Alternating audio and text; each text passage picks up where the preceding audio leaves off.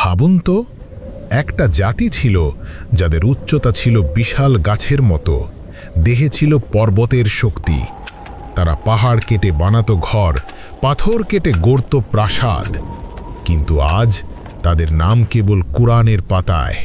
কে ছিল তারা, আর কিভাবে এক মুহূর্তে মুছে গেল সেই জাতি?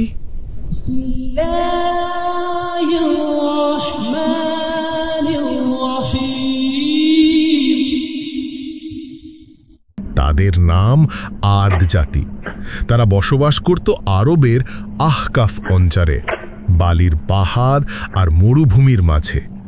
তাদের পূর্বপুরুষ ছিলেন নূহ আলাইহিসসালামের পরবর্তী প্রজন্ম। আল্লাহ তাদের দিয়েছিলেন শক্তি, সমৃদ্ধি আর ক্ষমতা। সূরা আশ-শুআরা আয়াত 128 থেকে 130-এ আল্লাহ বলেন, তোমরা কি দম্ভভরে উঁচু প্রাসাদ নির্মাণ করো এই আশায় যে চিরকাল বেঁচে থাকবে? আর যখন শক্তি প্রয়োগ করো তখন অত্যাচার করো সীমা ছাড়িয়ে। তখন আল্লাহ পাঠালেন নবী হুদ আলাইহিসসালামকে। তিনি বললেন, হে আমার জাতি, একমাত্র আল্লাহকে উপাসনা করো, তিনি তোমাদের সৃষ্টি করেছেন।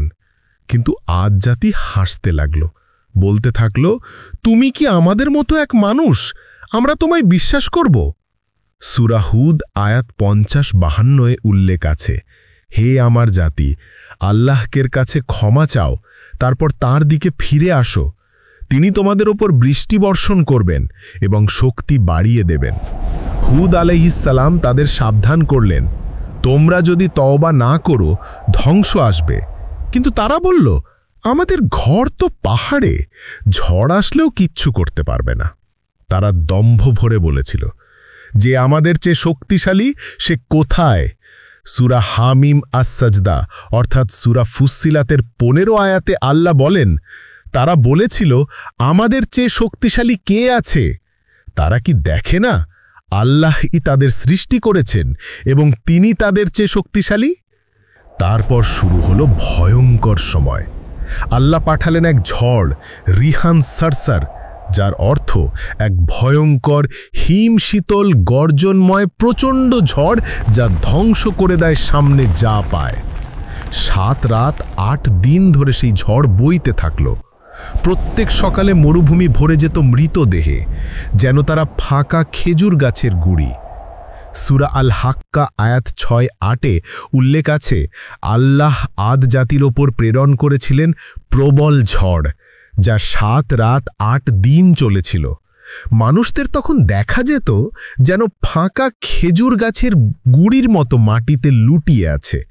যখন ঝড় থামল, চারদিকে কেবল বালি, না ছিল প্রাসাদ, না মানুষ, না শব্দ। কেউ জানে না কোথায় হারিয়ে গেল আদ জাতি। আজও প্রত্নতাত্ত্বিকেরা খোঁজে তাদের শহর, ইরাম জাতুল ইমাদ, উঁচু স্তম্ভের শহর।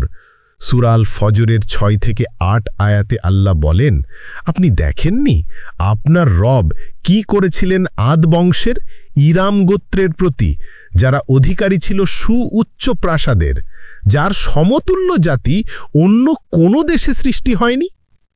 আদ জাতি ভাবত তারা অমর, কিন্তু ঝড়ের এক দমকই তাদের মুছে দিল ইতিহাস থেকে।